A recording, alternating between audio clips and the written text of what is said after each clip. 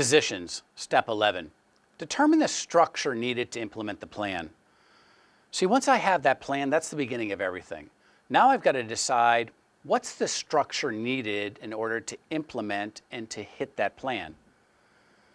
We may not have that structure today, or we may have to restructure a particular group or the company in order to hit the plan.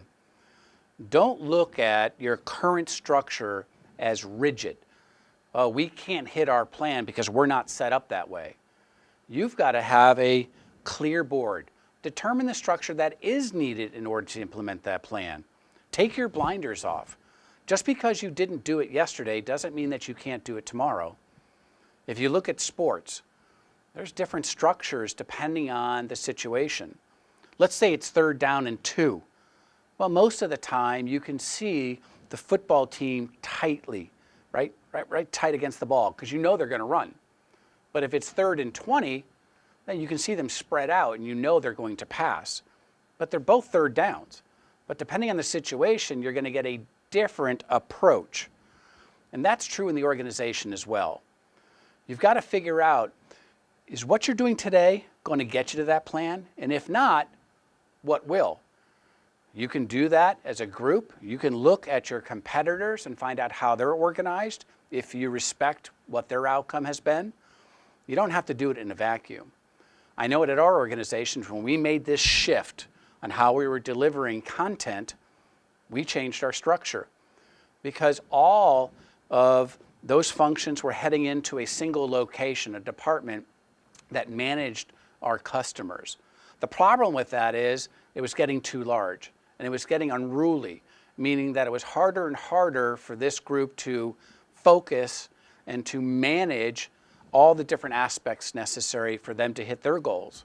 So what did we do? Well, in order to hit this priority, we broke away this part of the organization and set up its own management. And that way they could focus just on this. Even though it was important, and the group that it broke away from, they were actually customers of them. And so they were their biggest customer, but they focused over here. Our belief system was that if we had just built yet a bigger department, we weren't going to get it done. But by hiring 5 new people and putting them in a separate department, our chances of success were much higher. They could communicate directly with our customers. Even though the internal customer was our largest, it's true, but we also then could talk to external customers. We could make changes quickly. We had decisions that were easily made with our customer base. By changing our organizational structures, we increase the probability of hitting our goal. So take a look at yours. Based on your plan, based on your goal, is what you currently have going to get you there? And if not, take out a blank piece of paper and say, what will get me there?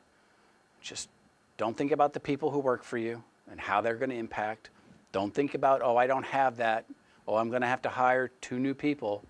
Believe me, as an entrepreneur, I'm not sure that I wanted to increase my head count by 32%. But in order to hit the goal, I had to. And that's why the benchmarks and the action plan and the roles and responsibilities were so critical. Because once I had made sure that they had the financial resources, I had to make sure that they had the human resources, and they were set up to win. And that's why this step is very important. The Road to Excellence, 6 leadership strategies to build a bulletproof business is on sale now at shop.sandler.com. Contact a local Sandler trainer to learn more about our Organizational Excellence Management Training Program, or click subscribe to get notified about future management tips.